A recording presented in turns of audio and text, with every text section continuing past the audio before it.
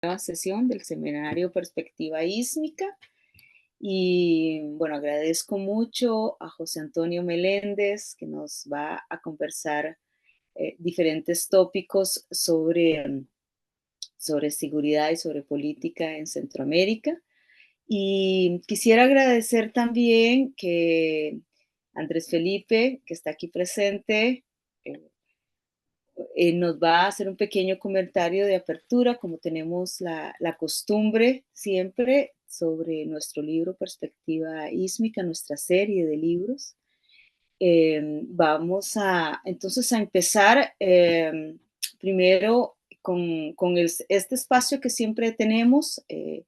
Ya vamos a ponerle aquí en el chat el link de nuestro libro para las personas que no lo conocen, tengan la posibilidad de acceder a él. Es una serie de libros sobre diferentes tópicos de Centroamérica. Y Andrés Felipe nos va a comentar, si no me equivoco, un capítulo de Guillermo Acuña relacionado sobre las imágenes y la fotografía periodística en el tema de migración. Entonces, sin más, le voy a dar la palabra a Andrés Felipe, agradeciendo que accedió a comentar este capítulo del libro. Muchas gracias, adelante. Gracias, Denia. Muchas gracias a todas las personas pues, que están asistiendo y quienes van a después a estar. Voy a ser muy concreto, voy a intentar ser lo más concreto posible para que entre José Antonio, que pues es el grueso. En efecto, es un comentario sobre el artículo que mencionaste, Guillermo Acuña González. Esto no es el cuerpo de todo, se llama, el papel de la fotografía en las recientes movilidades centroamericanas, una mirada crítica. Desde ahí ya nos anuncia que él lo que va a hacer es un acercamiento a las imágenes fotográficas que se han captado o que se ha recaudado en los últimos años con respecto a estas movilidades centroamericanas y la migración que se presenta rumbo al norte, ¿no? A los Estados Unidos, básicamente. Y esta persona, Guillermo, parte de una fotografía que tomó Julia Leduc, que es de un señor que está boca abajo con su hija ahogados en el Río Grande al norte, que es una fotografía muy cercana temporalmente a la de este niño Ayran Kurdi, el sirio, es muy cercana a eso. Y la fotógrafa asume que, o ella dice, yo quería captar una escena, pues de lo que va ocurriendo. Y yo pienso que ahí hay un elemento muy importante que sería interesante también para dialogarlo con el autor, que es el de captar escenas. La Sí. fotografía por lo general se ocupa mucho la gente del análisis fotográfico de la imagen, ¿cierto? De lo que quiere decir la imagen y muchas veces incluso Roland Barthes supone que son extractos de realidad y se omite algo que de hecho Clement Rosset sí advirtió en discusión con Bartes, que es el asunto del montaje, que el montaje existe también desde hace más de un siglo. Y cómo estas fotografías, toda fotografía, y eso ya pues es de mi cultivo, es una inquietud que yo tengo, es un montaje o cuenta con un montaje porque el ojo, de alguna manera, del fotógrafo ya está empezando a hacer una labor de edición. Decide qué fotografiar y qué no. Y desde qué lugar va, decide, de pronto no lo decide en términos conscientes, pero desde qué lugar va a tomar la fotografía.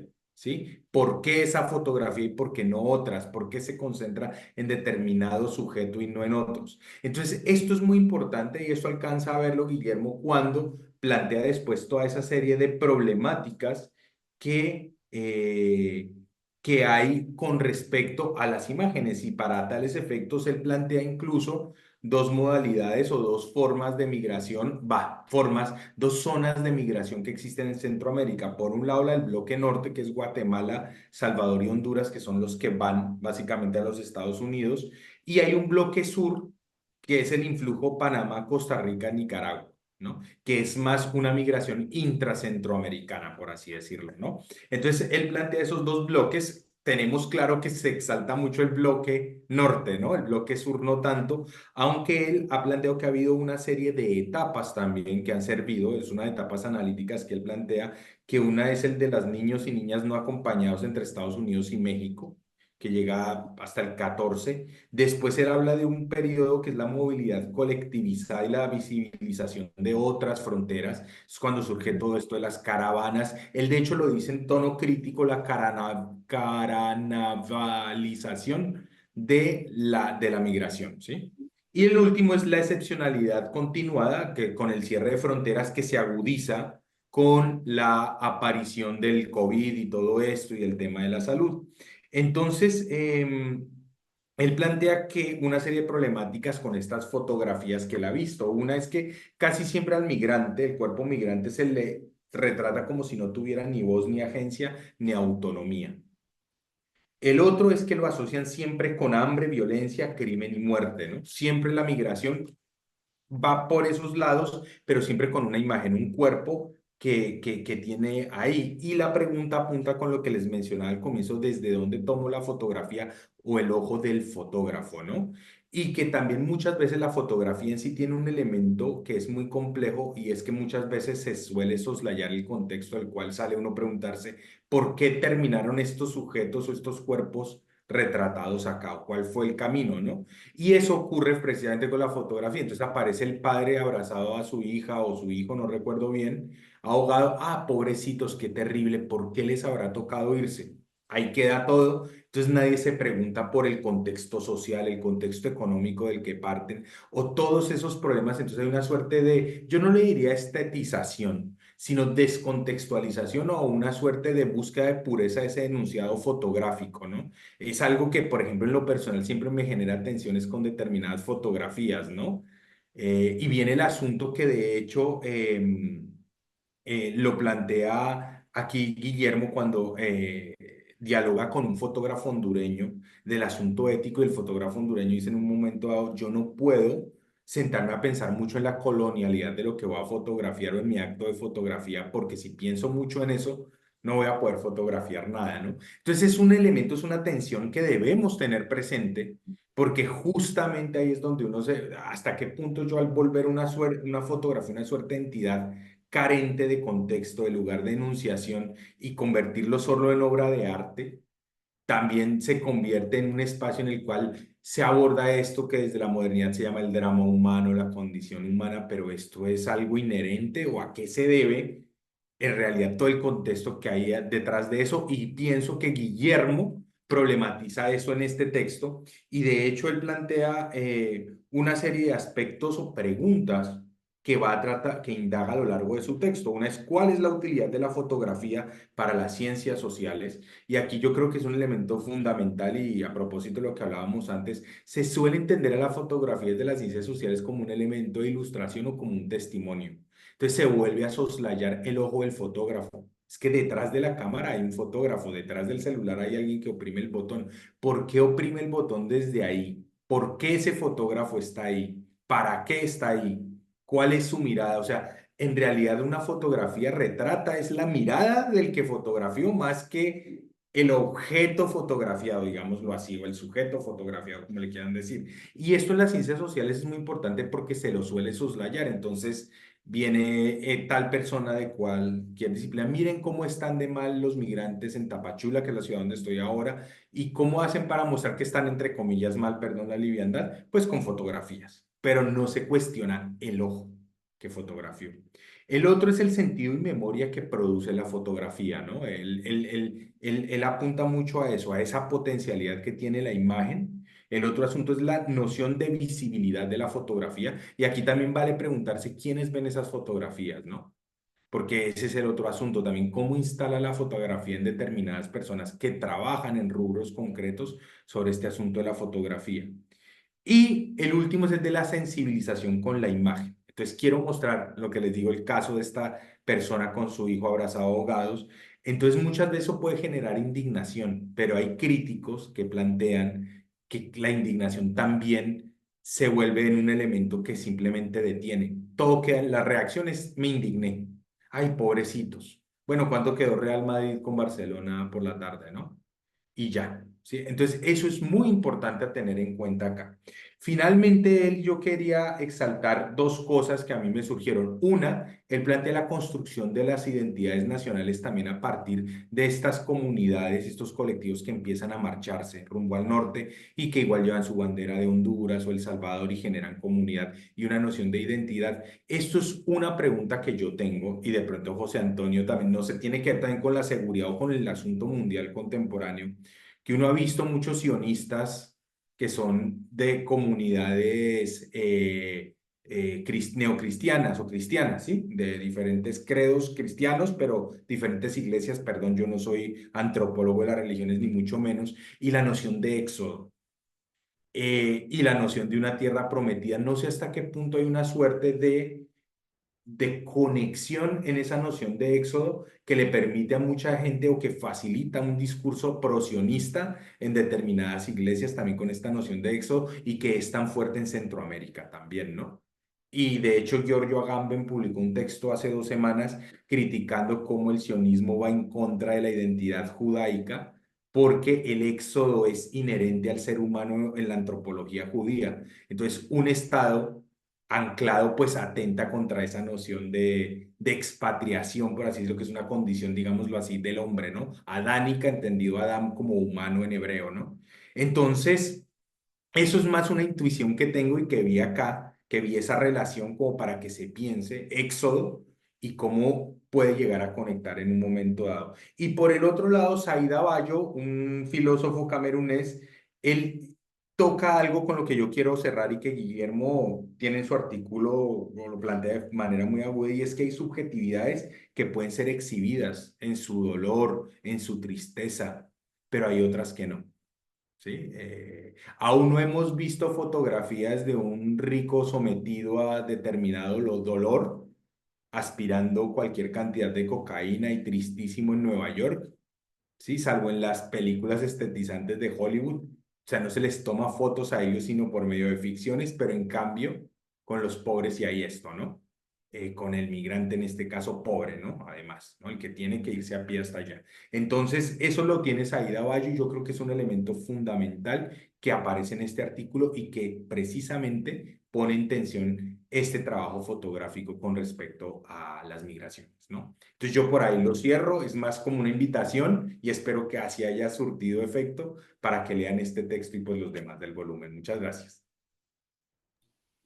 Oh, bueno, gracias, Andrés Felipe. Me encantaría tener a Guillermo aquí para que dialogaran un poquito con esa lectura que le haces. Y de paso, Guillermo Acuña es poeta también, ¿no? Escribe, te cuento, ¿no? Me imagino que algo debes saber. Ahí tiene un grupo acá, bueno, son de esos académicos que tienen diferentes miradas y muchas gracias por tu lectura. En realidad es un texto que nos permite ver la migración desde otros ángulos, como nos acaba de demostrar Andrés Felipe.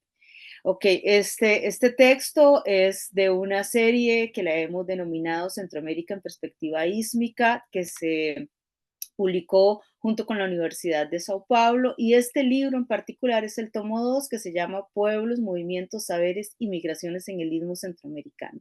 Y estamos prontos a, ojalá, a sacar el volumen 3.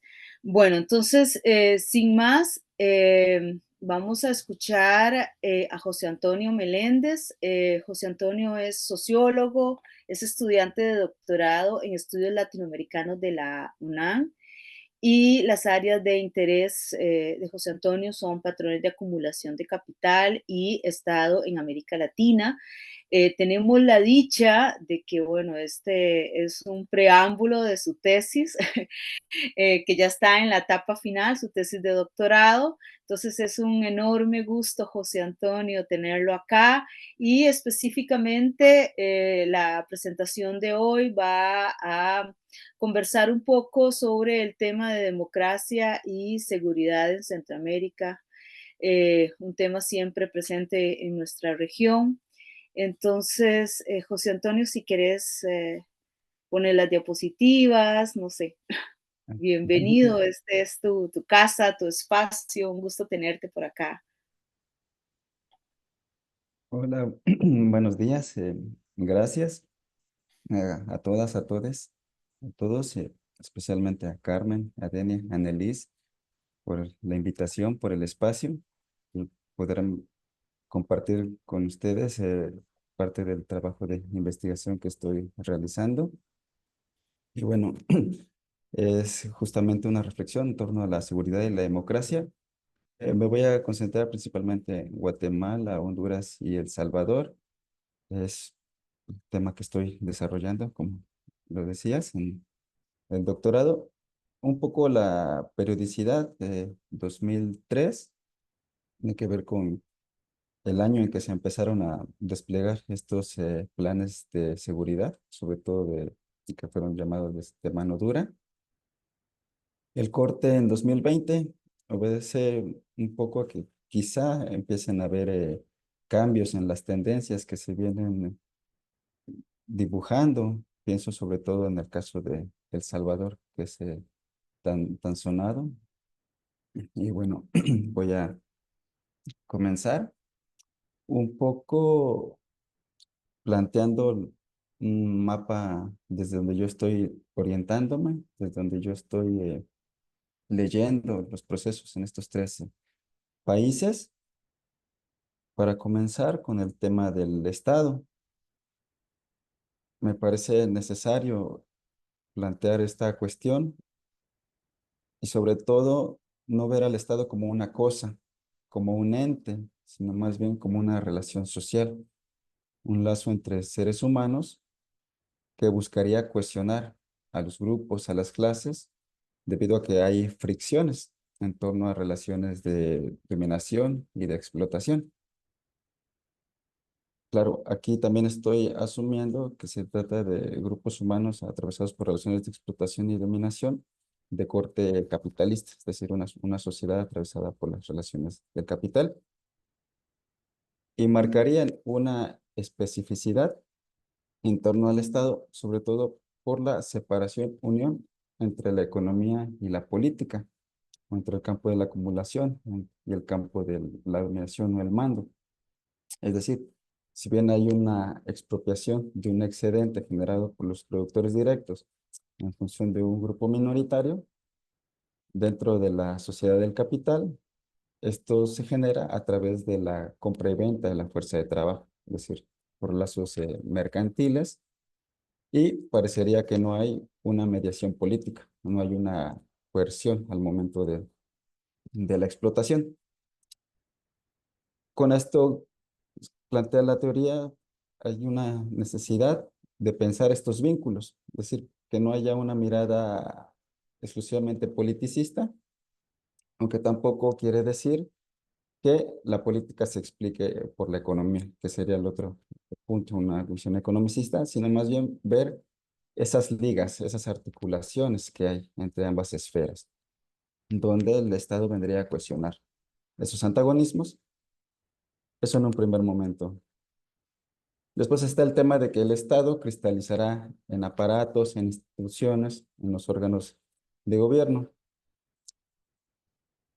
Esto hará también pensar esta división que se suele hacer entre el Estado y el gobierno. Es decir, el Estado, como esas relaciones sociales que tienen que ver con el poder, tendrían que ver con la soberanía, con la capacidad de decisión. Por otro lado, el gobierno sería esa parte visible, esa parte empírica, que tiene que ver con el ejercicio de ese poder. Hasta acá es hablar un poco de modo abstracto, de modo general, pero también es necesario pensar en el tiempo y en el espacio sobre el que estamos trabajando, también desde el que nos estamos posicionando, ¿verdad? Y para dar cuenta de esto, yo recupero una noción acuñada por René Zabaleta, que es el de la ecuación Estado-sociedad. Es decir, hay aparatos de Estado, pero son heterogéneos. Por ejemplo, señala Jaime Osorio, se puede ver en el Poder Ejecutivo, Poder Legislativo, Poder Judicial y las diversas secretarías o ministerios. Entonces, no es cuestionado por sí mismo el aparato de Estado y también no todos estos órganos tienen el mismo peso político en todo momento, en todo lugar.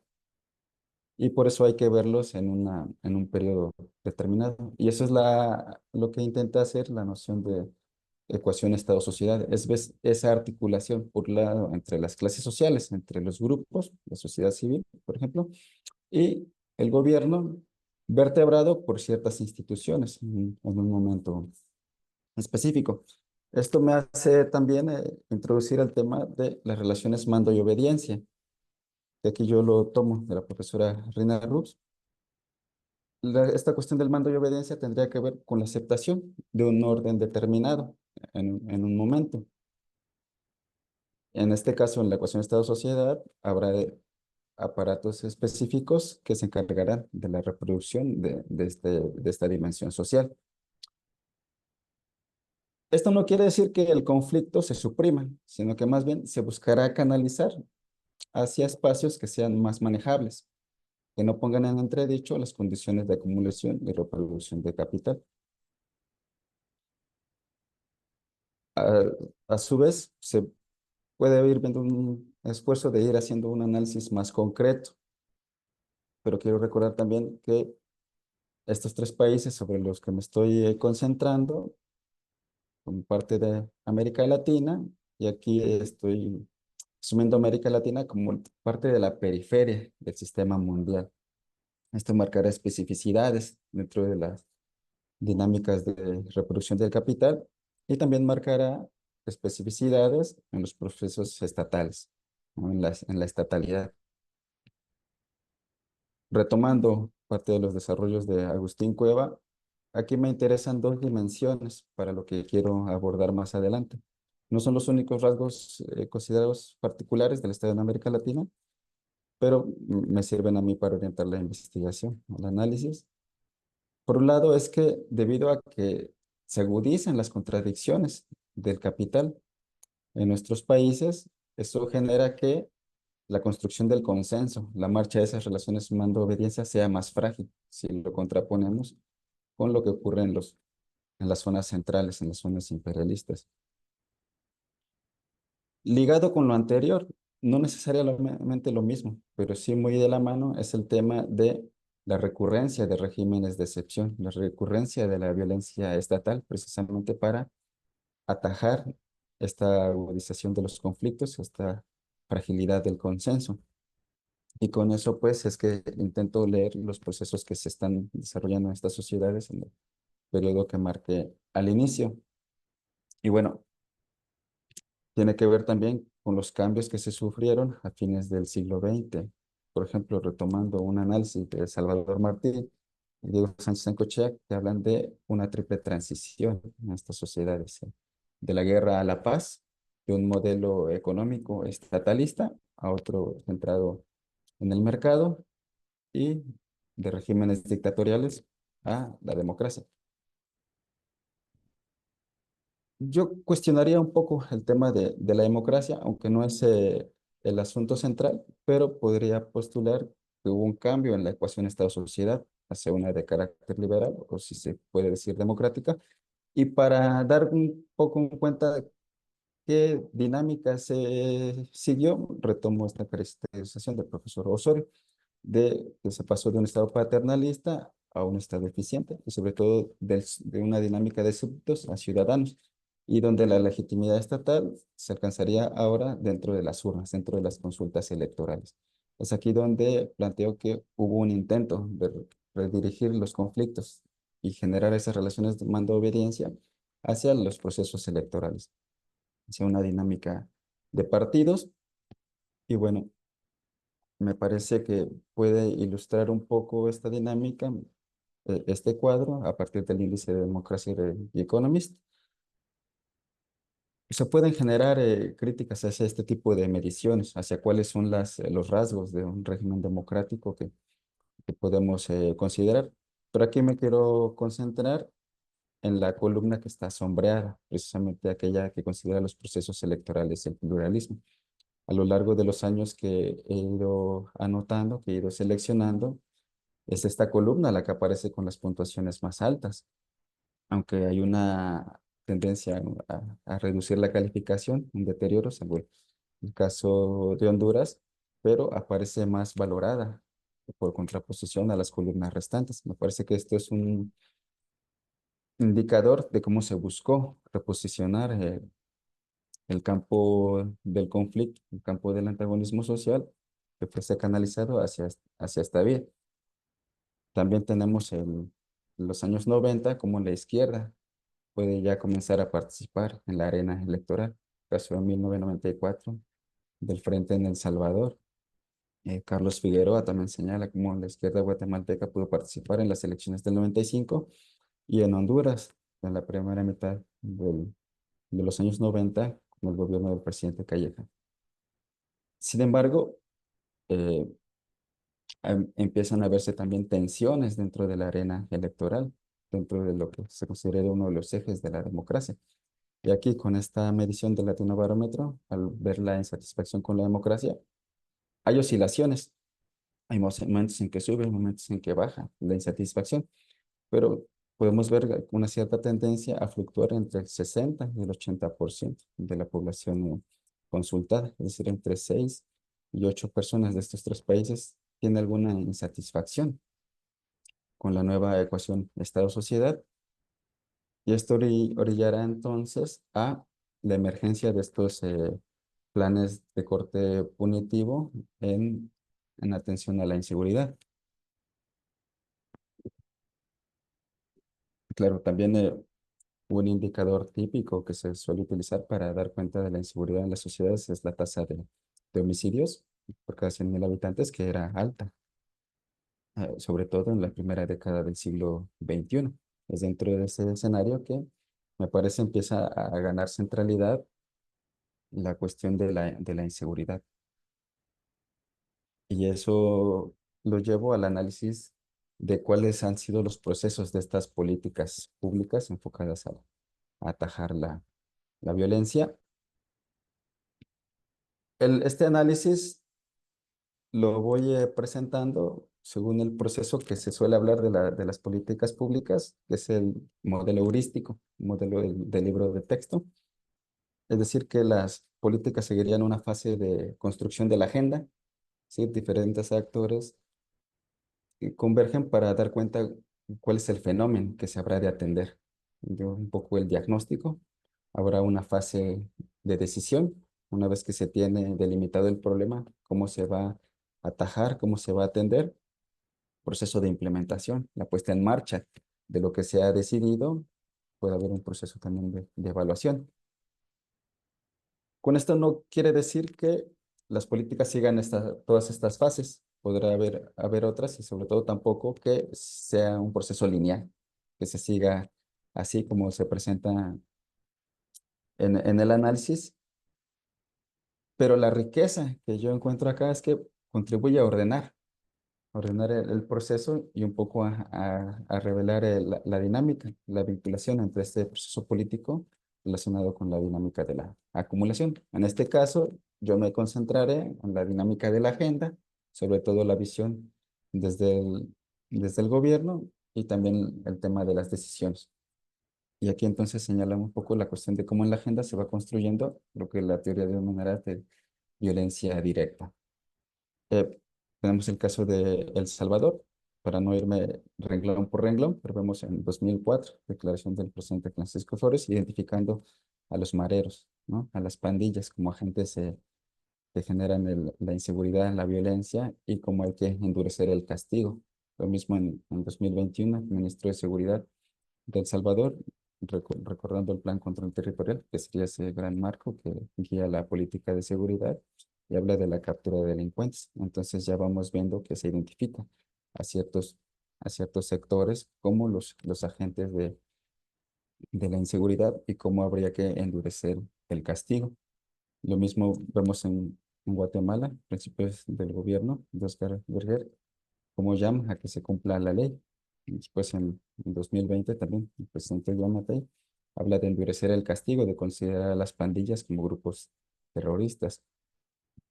Esto también se habrá de observar en Honduras. El presidente Maduro habla de cómo hay gente que se comporta como animal salvaje y que requerirán la mano dura, que será esta denominación que se irá a aplicar a todos estos planes. El presidente Juan Orlando Hernández también en su turno habló de las pandillas y de cómo estaban siendo liberado el país por medio de la fuerza de seguridad.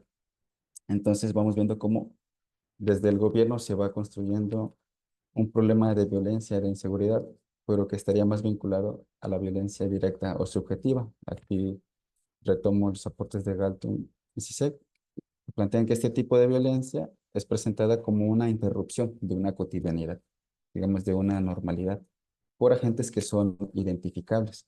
Entonces, parecería una perturbación de un estado de calma. Y eso me parece es cómo se va construyendo un poco el discurso en torno a los sujetos que causan estas elevadas tasas de homicidios en estos países, pero va quedando invisible o va quedando en un segundo plano. Hay un esfuerzo porque sea así, el tema de la violencia estructural o la violencia sistémica.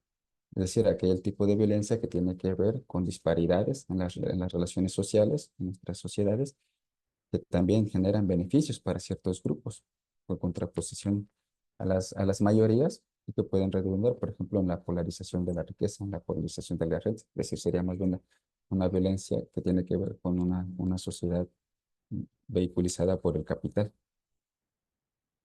Una vez que se tiene esta construcción de la agenda desde los gobiernos, vendrá entonces qué decisión tomar, cuáles serán las herramientas que se habrán de desplegar para atender.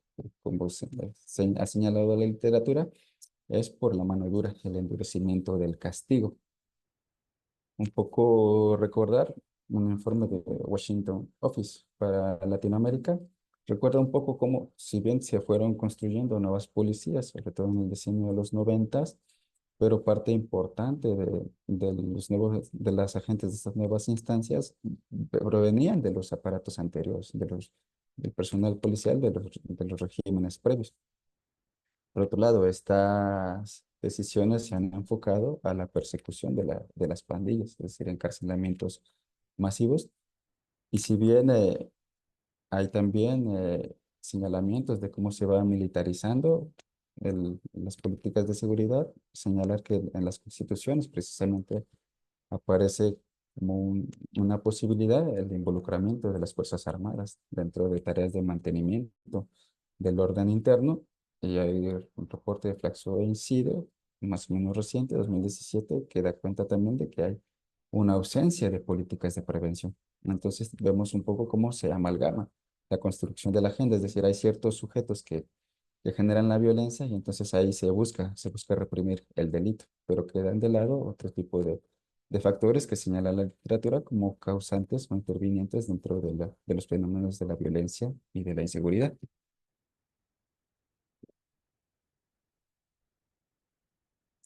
Un poco para dar cuenta de esta mano dura, pues recordamos que hay pocos planes de prevención, vemos cómo van moviéndose los presupuestos en torno a los servicios de policía, el gasto militar. Aquí en el caso de El Salvador, siguen trayectorias más o menos parecidas y sobre todo una tendencia al alza en los últimos años. También tenemos el caso de Guatemala. No sigue una trayectoria como en El Salvador, pero hay más o menos una estabilidad. Y sobre todo recordar que señalan analistas la escasez de políticas de prevención. Y quizás el caso más dramático es el presupuesto en Honduras, que a partir de 2010, 2011, hay una tendencia a dedicar más gasto para asuntos militares, sobre todo contraposición a los servicios de la policía. Entonces vamos viendo cómo hay tendencias hacia endurecer las medidas, hacia endurecer el castigo del delito. Otra forma de intentar observarlos, el personal de las policías, de las Fuerzas Armadas. Vemos aquí en El Salvador como hay una tendencia hacia el aumento del número de tropas, que no el número de policías, pero hay momentos, por ejemplo, en 2014, que el personal de las Fuerzas Armadas llega a superar al de la policía, porque con los datos de los que disponemos. Caso de Guatemala no es el mismo, hay una tendencia a que crezca el número de policías, sí hay una cierta tendencia a que crezca el número de las tropas, pero nuevamente recordar que estamos viviendo en un proceso donde hay una búsqueda de endurecer el castigo, de perseguir a ciertos sectores caracterizados como aquellos que causan la inseguridad como el caso hondureño también, sobre todo 2007-2014, el número de personal de las Fuerzas Armadas llega a superar al de las policías. En los años recientes parece que se invierte la tendencia, pero nuevamente dentro de un plan de represión del delito, más que de atención a otras diversas causas, más que la prevención del mismo. Y esto lo vinculo también con lo que señalaba antes, el tema de buscar poner en la palestra o de ponderar más el tema de la violencia directa. Un poco tenemos aquí las mediciones del Latinobarómetro en torno a cuál es el principal problema del país identificado por la población en 2018, casi al cerrar el periodo que intentó cubrir.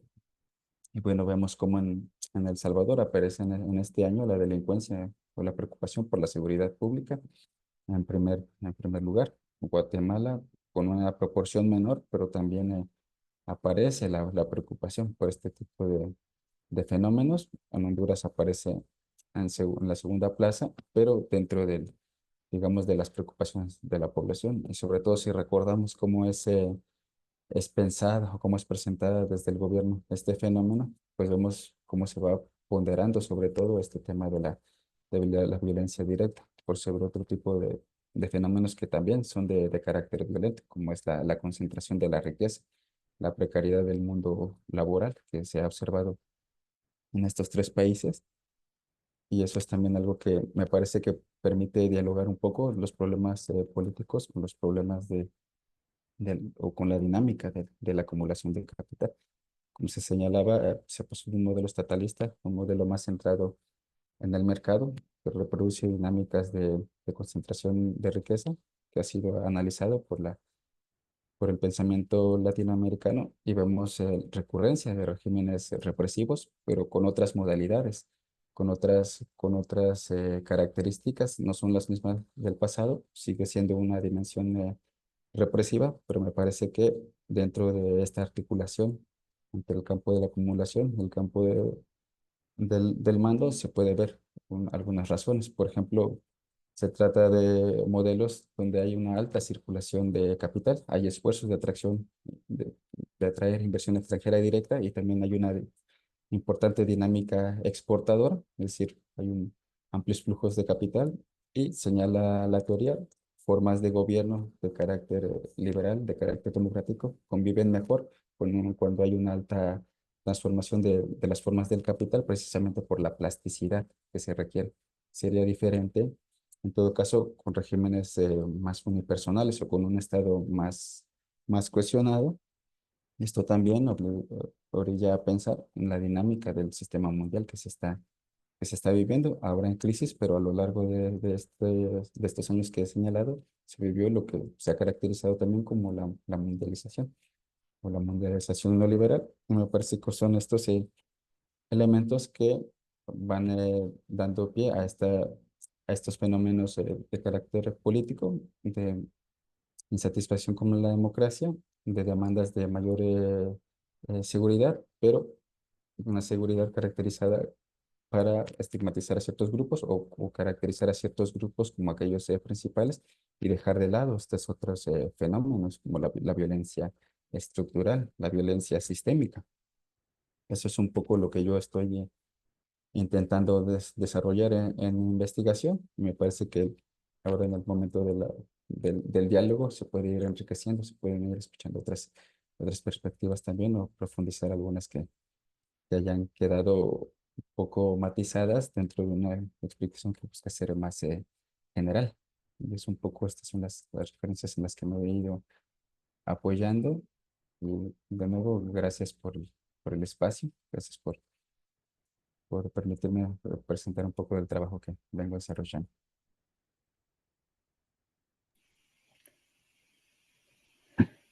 Muchísimas gracias, José Antonio. Eh, por lo menos a mí me impresionó mucho, para quedarme con la última imagen, pero me impresionó mucho los datos que colocabas con relación a El Salvador, ¿no? La preocupación. Tu investigación llega hasta el 2018, ¿verdad? ¿Entendí? Sí. Sí, sobre todo ahí. sí, sí. Hay un poco más de análisis sobre El Salvador, pero Ok, no, pero me pareció muy impresionante los datos que colocabas y decías que los problemas de seguridad y tal, el 40,9%, pero más adelante el que estaba en segundo lugar tenía que ver también con violencia, ¿no? Entonces, realmente a veces cuando uno trata de buscar algunas respuestas al apoyo, digamos, del gobierno de Bukele, creo que estos datos muestran un poco eso, es decir, casi el 60% de la población y tal vez más, su máxima preocupación iba orientada para eso. Bueno, pero bueno, hay mucho que comentar. Yo quisiera darle la palabra a alguna persona si quisiera hacer una intervención, algún comentario, alguna pregunta más. Yo tengo algunas inquietudes también, pero no quisiera acaparar el espacio. Eh, no sé si alguien quisiera agregar algo, hacer una pregunta, un comentario. Tengo ahí las manos levantadas, pero para ver un momentito, no sé quién la levantó primero. Es que se me están perdiendo aquí las personas, pero bueno. eh, Tenemos a Pedro Celaya, a Carmen Elena y a Edgar. Entonces vamos a darlos con ese nombre que fue el nombre que los vi. Disculpen si alguien levantó la mano primero, pero entonces Pedro adelante, después escuchamos a Carmen y después a Edgar.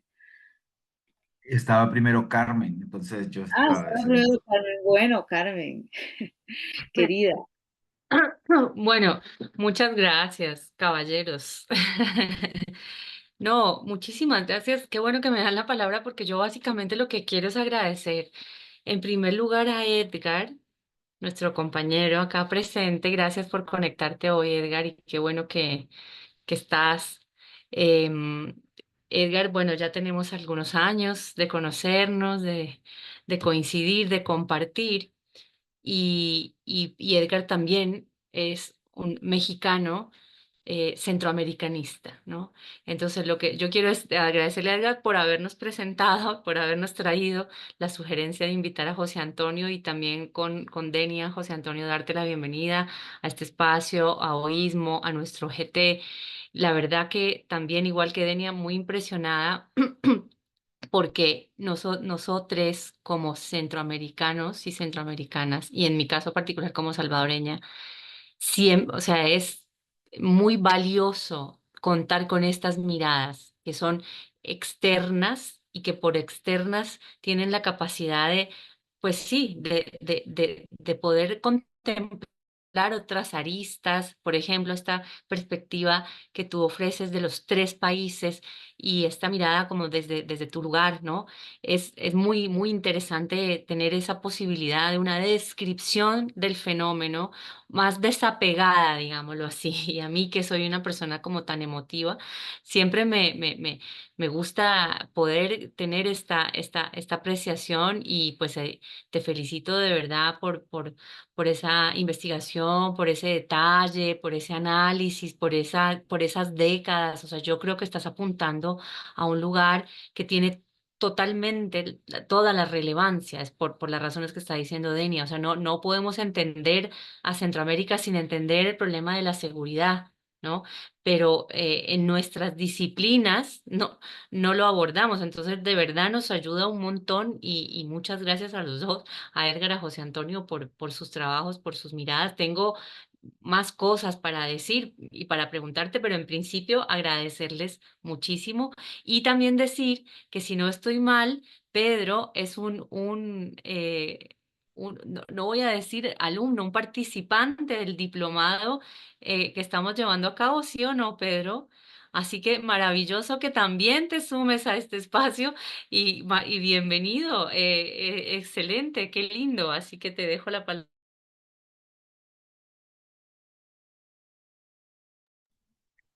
Hola, pues nada, muchas gracias, Carmen. Y como estaba hablando con Nelis antes de entrar a esta conferencia, que yo me enteré porque sigo las redes sociales y estaban estas conferencias, diálogos, y pues me interesa.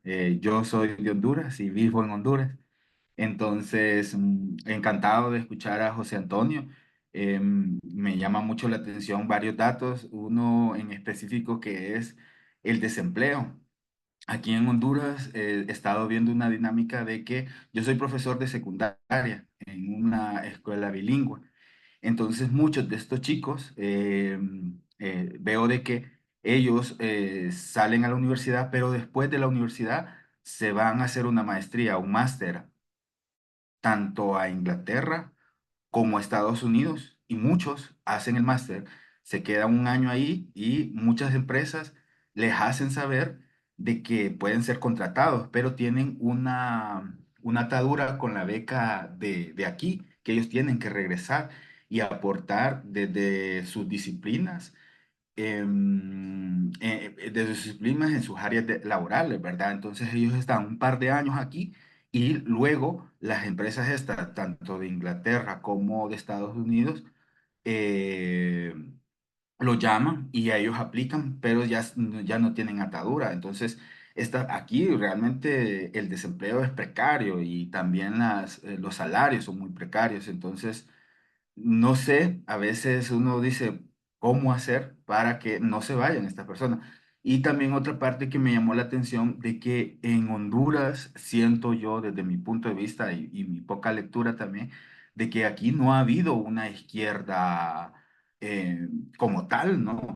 Sino que ha habido una derecha y una derecha moderada, por decirlo así. Este gobierno se estila de una izquierda, ¿vale? El gobierno actual, pero realmente todas sus políticas son de derecha moderada, ¿va? No sé si ese comentario podría valer o usted me podría dar como mayores datos a esto y pues ojalá que no haya confundido más mis preguntas. Muchas gracias. Muchas gracias a Carmen y a Pedro. Edgar, ¿quisieras participar? Sí, ¿qué tal? Muy buenos días. Bueno, cuando me incorporé, creo que acababa de iniciar la sesión de Antonio.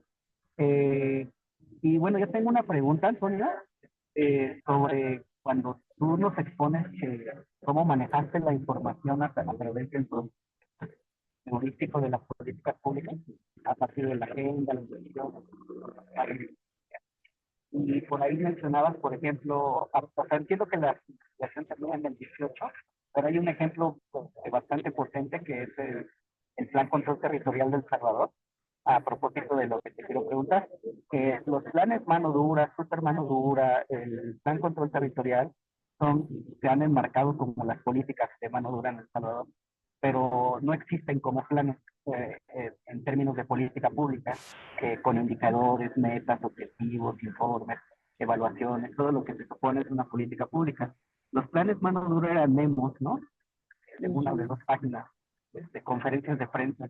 El plan control territorial como documento es un plan de despliegue policial militar, pero el plan control territorial real es la improvisación que hace Bukele y que va inventando fases, ¿no?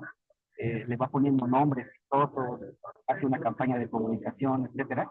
Entonces la pregunta es, si tú en los otros países que yo los conozco menos, porque me he concentrado en el salvadoreño, ubicas que esa es como la forma de hacer las políticas, el que no existan convencionalmente, porque por ejemplo, los mismos datos que tú nos presentas son informes independientes, son de indicadores del Latinobarómetro, las cifras que vas haciendo, no son informes gubernamentales, porque en contraste, por ejemplo, con México, que tenemos un desastre en ese tema, a pesar de eso hay información pública.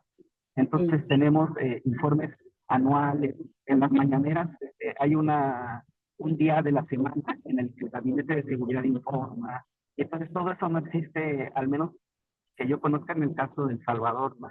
Entonces la pregunta es si esa forma de hacer las políticas públicas de seguridad, improvisadas, basadas en propaganda, el no tener la información sistemática, como ocurre en el caso paradigmático del plan control territorial, y eso tú lo ves en los tres países, y de qué manera. Perfecto. Muchas gracias, Edgar. Buen viaje también. Y muchas gracias por estar aquí. Ana Clarice, bienvenida. Hola, buenos días, buenas tardes. Bueno, Muchas gracias por las exposiciones. José Antonio, me quedé con un montón de cuestiones por acá, pero me voy a centrar en una nada más, que cuando hablaba de los aparatos de Estado, de la heterogeneidad, ¿no? De estos espacios, digamos, institucionales donde transitan distintos sujetos, digamos, que si pudiste desarrollar algo respecto a estos sujetos, ¿no? Que los pesos políticos que tienen las definiciones, sobre todo de la economía, ¿no? Externa, de las inversiones, si pudiste ahí lograr, por ejemplo, en el Congreso, cuáles son los pesos, cuáles son los sujetos, los intereses que están ahí en disputa, ¿no? En estos ministerios, en las distintas instancias de los aparatos estatales. Bueno, lo dejo para ahí. Esta pregunta más directa. Muchas gracias. Gracias. No sé si alguien más quisiera, tal vez podemos hacer una primera ronda y después hacemos una segunda ronda. José Antonio, para aprovechar, yo tengo una inquietud y obviamente el caso de El Salvador es el caso más emblemático, por decirlo así, relacionado a este tema, pero creo que desconocemos un poco los casos de Honduras y Guatemala, y lo que me parece más interesante de tu trabajo es que con los datos que vos nos mostrás, es que hay una cierta, a ver, ¿cómo te puedo decir? Similitud, digamos, tienen características compartidas, ¿no? Los datos que nos estabas compartiendo nos demuestran un poco eso, ¿no? Bueno, y es cierto, este, bueno, que son datos más generales, no son datos de los estados, como decía Edgar, algunas veces es difícil acceder a ellos. Acá en Centroamérica, eso es una de las características de cuando uno trabaja con los estados, que la información no es tan disponible. Pero yo quisiera que un pequeño comentario tuyo, ahondando más en los casos de Honduras y Guatemala, y vinculados, digamos, ¿cómo se expresa esa militarización, digamos, directamente con lo que es, digamos, es el centro de nuestra discusión aquí, que tiene que ver con la democratización, digamos, de la región centroamericana, digamos, que es el corazón, ¿verdad? Eh, y tal vez si pudieras dar un pequeño comentario sobre qué te parece o cómo ves el gobierno de Arévalo en Guatemala con relación a esta temática, porque sin duda alguna ya sabemos que es un enorme desafío, ya lo sabemos, ¿no? Que está siendo un enorme desafío, bueno, por las características que tiene el Estado en Guatemala en este momento, pero me gustaría un comentario específico desde tus análisis, desde la lectura temporal que estás haciendo de la relación entre la militarización y la democracia, como es el caso específico de Guatemala. Y entonces te damos la palabra y después hacemos como una segunda ronda de intervenciones. Y adelante, José Antonio, gracias. Bueno, gracias a todas, a todos, a todes. Gracias por los comentarios. Y bueno, aquí los fui escribiendo. Eh, un poco el tema de el mundo laboral en Honduras. Me parece que se puede también extender a los demás países. Me parecería que habría ciertas tendencias, pero sobre todo compartidas, pero sobre todo yo las ubicaría dentro de cuál es el tipo de sociedad capitalista que se vive. En este caso, como ha señalado el pensamiento latinoamericano, concretamente sobre la dependencia, hay una agudización de la precariedad que obedece a dinámicas, por ejemplo, de transferencias de valor, de cómo subsanar esas transferencias, ese drenaje del excedente, pensado, por ejemplo, en la deuda externa, y que hay entonces que recurrir a un sobredesgaste de la mano de obra, sea vía salarios, sea vía prolongación de las jornadas, por lo menos los datos que yo recuerdo ahora, entre el 90 y 2008, en los tres países, mayores a 40 horas por semana. Entonces obedece, sería un componente estructural de cómo se va desarrollando el capital en estas sociedades. Entonces, bueno, entregaría pocos márgenes para este alivio, manteniendo esta lógica, que también se obedece también a una fuerte dinámica exportadora, debido a que el consumo interno tendría menor peso y se pensaría en la producción más para quien lo pueda comprar en el exterior. Entonces, veríamos una especie de organicidad dentro de un mundo laboral precario, pero precisamente porque hay una vocación extravertida de la economía. Me parece que eso tiene que ver entonces con cómo se desenvuelve el capital en estas sociedades, que bueno, son tendencias que se siguen manteniendo. Sí recuerdo un informe sobre el poder adquisitivo del salario en la maquila comparado con la canasta básica, y sí van a la saga lo que se retribuye a la maquila, que es principalmente mano de obra feminizada, pero que me parece que se engarza dentro de estos fenómenos de superexplotación para contraponer un drenaje del excedente, y que también con una producción que es para el exterior. Entonces me parece que es un poco ahí donde se puede ver cómo embona este desempeño del mercado de trabajo. Y bueno, por el proceso que ha seguido la investigación, no he podido estar tan al tanto de cómo se viene desarrollando el gobierno actual en Honduras, pero sí se ve una reedición de las políticas de seguridad de antaño, un decreto del régimen de excepción, no como en el caso salvadoreño, sino más bien acotado a ciertas áreas del país.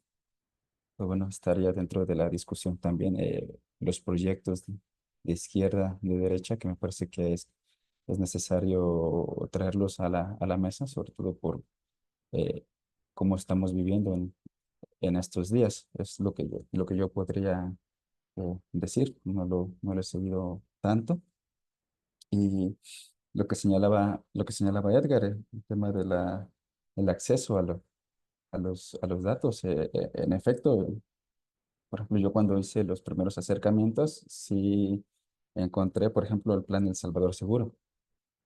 Fue diferente, por ejemplo, en los otros dos países que estaba encontrando. Sí ubiqué un plan formulado para Guatemala, pero fue menor en este caso comparado, o sea, menor la cantidad de información que yo encontraba comparado, por ejemplo, con El Salvador, que tampoco quiere decir que haya sido mucha. Y, por ejemplo, encontré también esos señalamientos en un informe de PNUD en 2009, como esa escasa información o la sistematización con la que se puede encontrar orilla a recurrir, por ejemplo, a la mirada de expertos en el terreno. Y eso mismo lo señala el informe que señalé en la presentación de Flaxo en SIDA. Es decir, hay una escasez, y entonces se trabaja con los medios que se tienen a la mano, y es un poco también lo que me hizo recargar el- la información empírica, la información en prensa, los datos que se encontraban en organismos internacionales. Entonces sí, me parece que se reedita un poco el mismo fenómeno que comentabas por El Salvador, en Guatemala y en Honduras. El tema de los aparatos de Estado, el peso en cada decisión.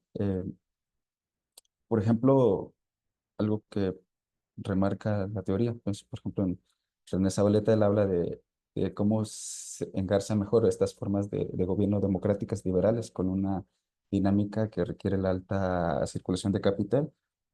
Y, por ejemplo, hay trabajos de Marvin Barahona, de Wilson Romero para Guatemala, Barahona para Honduras, y ellos han ido mapeando, por ejemplo, cómo el empresariado coloca ciertos representantes o ciertos personeros ligados a ellos dentro de órganos de gobierno, dentro de los aparatos, por ejemplo, las legislaciones. Hay el caso también de las puertas giratorias, análisis que se han hecho para El Salvador. Entonces me parece que este tipo de ecuaciones Estado-sociedad permiten que haya este fenómeno que a veces se caracteriza como una cooptación del Estado, como una captura, pero me parece que eso es una dinámica del propio funcionamiento del capital y que remite también a esta separación, unión entre la economía y la política. Es decir, esta misma dinámica de no ser la misma esfera por sí misma le daría cierta autonomía relativa al campo de la política y eso orilla entonces a que el capital tenga que tender puentes con estas otras instituciones. Me parece que eso se ha documentado en los trabajos que he mencionado, pero no cabría pensar en ello como un desperfecto, como una desviación, sino más bien un proceso que sigue esta sociedad. Y me parece que eso sería más fácil o es más fluido con el tipo de gobierno, con el tipo de ecuación que se vive en este periodo que yo señalé, facilita más esas dinámicas, ¿no?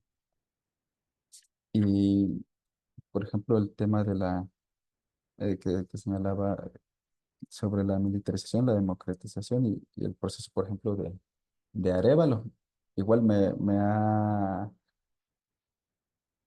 no me ha sido tan fácil seguir el periodo reciente, pero por lo poco que he visto, sí es importante y hablando del tema de la heterogeneidad de los aparatos, al momento sobre todo de la implementación, sí ayuda a que haya cierta coordinación de los diversos poderes del Estado. Por ejemplo, se puede hacer captura, se puede investigar, pero si no hay una coordinación con los aparatos de justicia, pues ahí es donde habría un cierto choque, ¿no? Entonces importa un poco esta conjunción.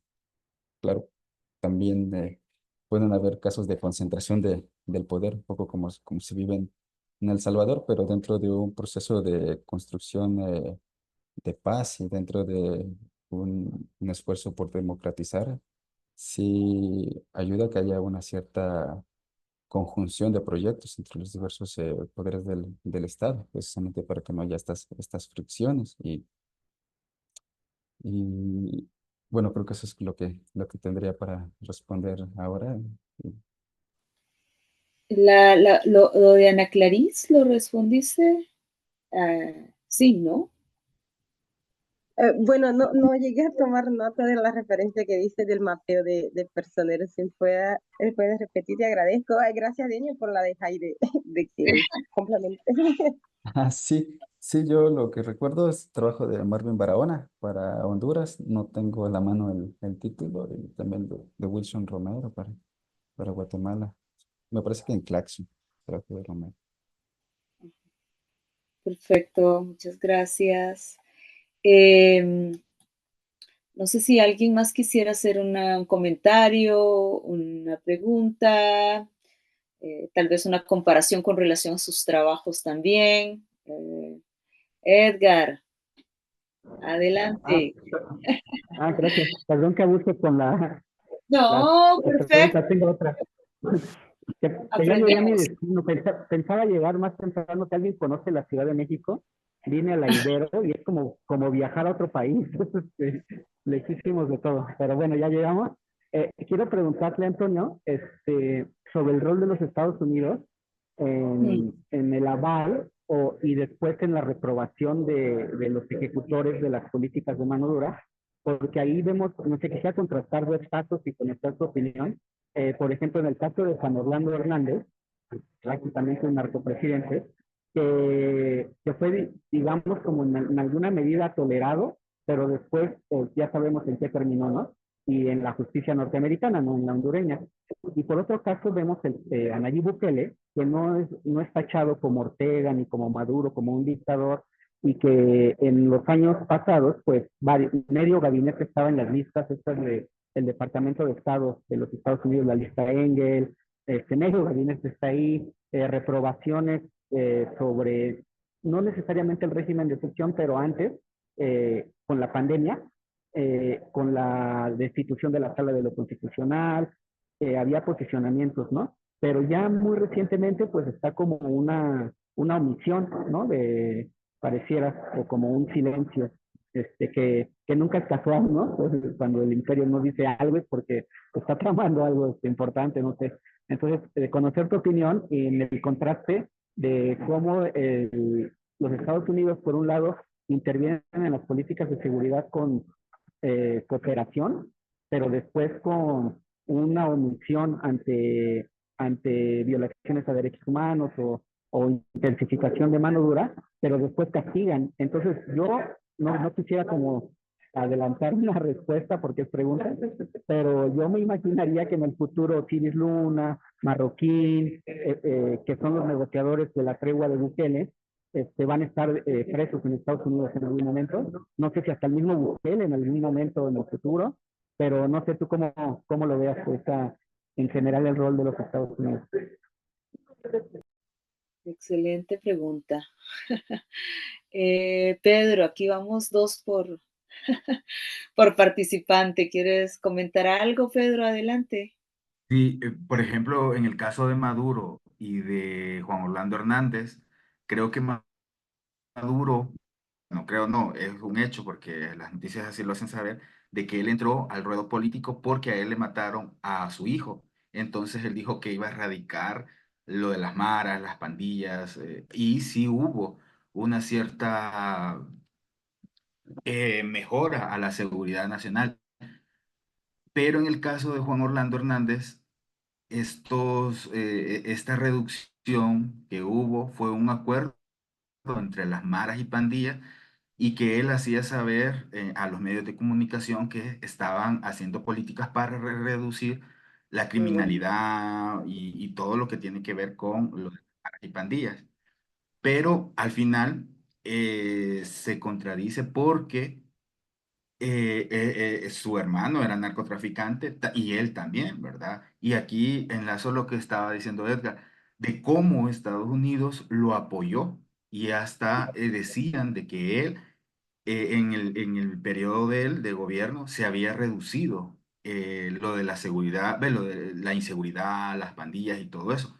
Pero o se contradice después cuando le da la espalda al gobernante hondureño y lo condenan, ¿verdad? Por 45 años en Nueva York, ¿va? No aquí, o sea, no es una justicia hondureña.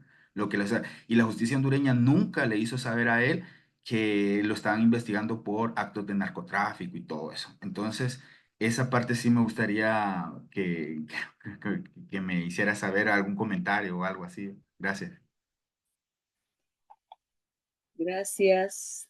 Sí, sin duda alguna. Yo creo que aquí hay algo súper interesante, José Antonio, que ese énfasis que vos empezás, digamos, que yo creo que hay veces la teoría se nos quiebra aquí en Centroamérica muchas veces, digamos que esa relación entre la economía y la política, ¿no? Que estabas tratando de elaborar, ¿no? Sobre todo los vínculos, digamos, que se generan. Pero también yo creo que aquí hay dos actores súper interesantes que acaban de ser colocados, digamos, por Edgar y también por Pedro, que tiene que ver, bueno, no solamente con los Estados Unidos, sino me parece a mí también el narcotráfico, ¿no? Que es esa economía, digamos, subterránea, digamos, que impacta tanto la región y que está impactando tanto la región, por lo menos aquí en Costa Rica, digamos, en los últimos años hemos visto un incremento bastante asustador que luego podríamos, incluso para otro seminario, buscar a alguien especialista en este tema, ¿no? Pero sí, me parece súper interesante este tema de las esferas y bueno, te doy la palabra si nadie quiere decir algo en este momento y bueno, ahí podemos seguir en la conversación. Todavía nos quedan unos minutitos. Ahí Carmen nos acaba de decir que hasta luego, porque tiene que retirarse. Así que, José Antonio, te dejo la palabra. Gracias. Son buenos comentarios, buenas preguntas. No tendré una respuesta acabada para el tema de cómo, digamos, caen en desgracia ciertos personajes de la política de estos países, pero me parece que sobre todo algo que que se buscaría afianzar es la reproducción de esta supeditación a la potencia continental. Me parece que esa sería un poco una dinámica. Y lo pienso sobre todo, por ejemplo, parece que hubo ciertas fricciones al principio del gobierno Bukele con Estados Unidos, y después parece que ya se ha vuelto tersa, o por lo menos no con esas fricciones públicas al principio. Es lo que me comentaban también en El Salvador, como aparentemente cambió, si es que había algún enfrentamiento, se modificó. Y me parece que esto tiene que ver también con que ese proyecto no parecería cuestionar un poco el liderazgo americano frente frente al resto de los países. Entonces me parece que mientras se mantenga esa dinámica política, puede haber una cierta armonización o no un conflicto dentro de las relaciones entre, entre la potencia del norte y nuestros países. Eso es lo que tendría para pensar, y sobre todo el tema del narcotráfico también es una realidad. Es algo que yo no he tocado. Sí, estaría bueno escuchar a alguien experto en este sentido. En todo caso, yo distinguiría un poco entre el papel que tiene la economía delictiva, la economía subterránea dentro del proceso de acumulación. Me parece que juega un rol, está ahí presente, pero marcaría una distinción con el tema de la inseguridad, de la violencia que se maneja, o que sí es inherente también a este tipo de actividades, pero que tal vez juega un rol diferente, por ejemplo, dentro de los procesos del antagonismo social, de la reproducción en general, y sobre todo de los conflictos derivados de la acumulación. Me parecería que sí serían dos dinámicas distintas. Por ejemplo, si la seguridad se suele medir por la tasa de homicidios, y justamente lo que marcan las cifras oficiales, por ejemplo, pensé en el caso de Honduras, hay una reducción de estas cifras que coincide con el periodo de Juan Orlando, pero también hay análisis que dan cuenta de cómo aumentó, por ejemplo, el tráfico de droga. Ahorita no tengo a la mano el, la referencia, pero me encontré un análisis de profesores estadounidenses que habla de cómo aumentaron, por ejemplo, las incautaciones, que es como un indicador para ver que aumentó el narcotráfico al paralelo que se disminuye, por lo menos a través de este indicador, el tema de la inseguridad. Entonces ahí habría que pensar también, tal vez pueden estar cambiando las tendencias que vimos a principios del siglo XXI. Eso ya la historia lo mostrará. Pero sí, estas dos diferentes rieles están unidos, pero por ejemplo dentro del ángulo de cómo se canalizan los conflictos, me parece que sí siguen dinámicas distintas, y creo que ahí también para pensar el tema de Estados Unidos, mientras no se ponga en cuestión, digamos, la hegemonía, creo que pueden convivir perfectamente proyectos como los que estamos viendo actualmente, que no intentan salirse, digamos, del riel.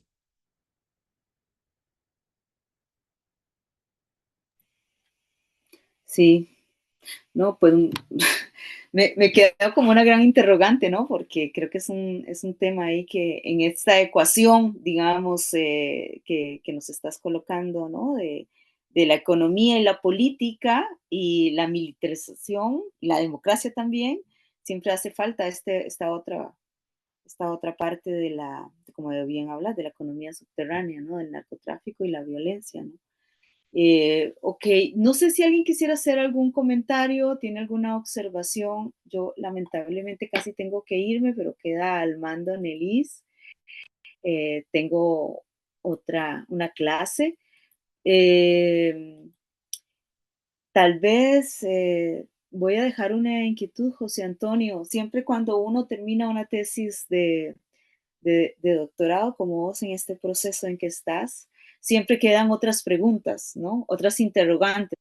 ámbitos sobre los cuales, digamos, a ahondar y profundizar sobre el tema. Yo sé que tu tesis llega hasta un cierto periodo de tiempo y bueno, uno siempre tiene esa impronta, ¿no? En la coyuntura y más en las ciencias sociales y más en la sociología, pero bueno, tal vez me gustaría un comentario, yo me voy a quedar aquí unos 5 minutos más, tuyo sobre qué cosas, qué agendas de investigación a futuro deben de ser trabajadas sobre estos temas eh, eh, para el nivel centroamericano. Bueno, y en el caso tuyo que te estás focalizando específicamente en el Triángulo Norte, ¿no? ¿Qué agendas sobre estos temas consideras que deben de ser profundizadas?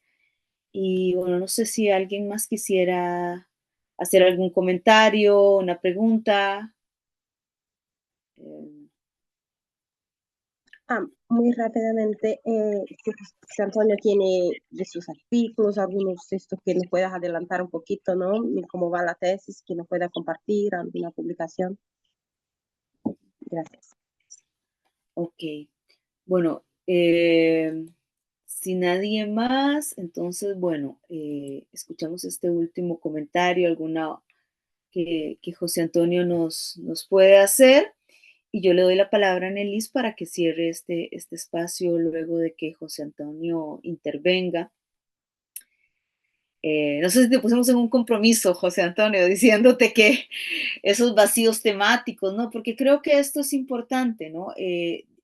Mm, desconozco mucho desde la sociología, pero me parece en términos generales que poco análisis sobre estos temas hay. No sé qué lectura tenés vos. Eh, digamos, digamos con esta conexión, digamos, entre democracia, política, economía y militarización. Me parece que estas conexiones, digamos, en ese sentido, creo que es innovador tu trabajo. Bueno, es eso, no sé si quieres un comentario al respecto y un comentario de cierre. Sí, de nueva cuenta, muchas gracias a todos por el espacio, por escuchar lo que yo puedo compartir con ustedes. Sí quedan varios temas pendientes, incluso yo consideraría que esto que tal vez pueda ser un esfuerzo tal vez poco tentativo, muy aproximativo, creo que también da cuenta de la amplitud del tema y que sería importante también abordarlo desde una perspectiva multidisciplinaria, pero sobre todo de como un equipo encargado de estos trabajos que dan para bastantes temas. Por ejemplo, los informes de Flaxo que señalaba, los informes del PNUD, me parece que son hechos por equipos y creo que esa es una manera de abarcarlo por la dispersión de las fuentes, tal vez por el detalle que se puede llegar a necesitar y por las disciplinas que pueden entrar en un diálogo, creo que sería una forma necesaria. Pero bueno, por ejemplo, ámbitos que me hayan quedado ahí por abordar, algo que a mí me hubiera gustado realizar, espero después, en la dimensión de la agenda, por los mismos recursos con los que conté, tiempo, me enfoqué en cómo se construye desde el gobierno, pero creo que sí sería útil también ver cómo se busca dar cuenta de la problemática desde otros ámbitos, desde los derechos humanos, desde la sociedad civil y también, por ejemplo, desde el otro tipo de élites, por ejemplo, empresariales, cómo se va posicionando la agenda, cómo conviven estas dinámicas con estos procesos. Pienso, por ejemplo, se señalaba que a principios del siglo XXI, una gran preocupación por la inseguridad, altas cifras de homicidios. Sin embargo, seguía llegando la inversión extranjera, que es un poco lo que parece haber cambiado en El Salvador, ahora que las tasas de homicidios han disminuido, por lo menos en las cifras oficiales, hay una cierta ralentización de los capitales forenos que llegan a este país. Entonces, bueno, habría que ver cómo se está pensando también el clima de negocios dentro de lo que se suele llamar también, que es una dimensión importante, la inseguridad, la seguridad. Pensar en seguridad para quién. También, por ejemplo, el tema de la decisión.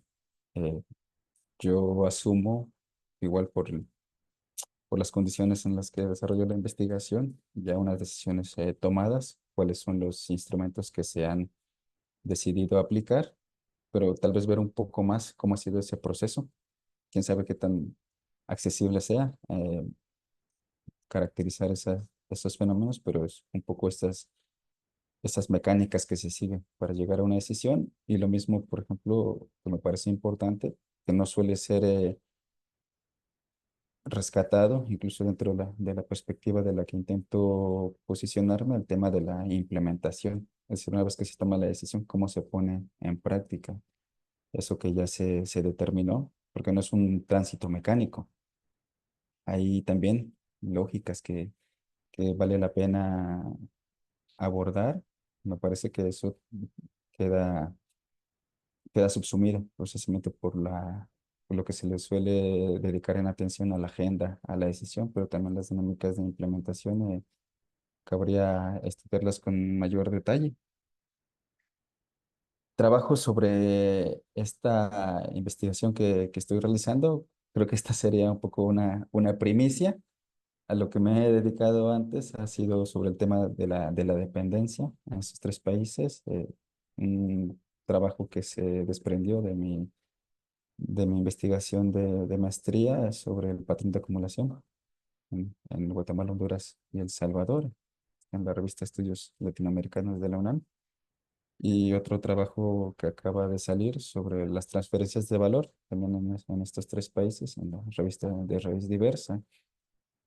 Un poco he explorado como esa dinámica de la acumulación y ahora estaba adentrándome un poco en cómo conviven con los procesos políticos, que ha sido un poco mi investigación ahora en el posgrado, pero que espero después poder darlo a conocer en otros ámbitos y por eso también el agradecimiento ahora al espacio de Uismo para poder compartir con ustedes lo que vengo realizando. Gracias, de verdad. Gracias, José Antonio, y bienvenido a ese espacio. Espero que no sea la primera ni la última vez. Está cordialmente invitado para hacer parte de nuestro grupo. Nuestra mirada centroamericana, centroamericanista, es amplia y tiene las puertas abiertas siempre para los que quieren entrar y los que quieren salir o transitar por aquí, por este espacio, porque somos una Centroamérica en tránsito constante y continuo. Muchas gracias. ¿Y dónde estás trabajando actualmente, José Antonio? Sí, yo estoy realizando mi posgrado en la UNAM.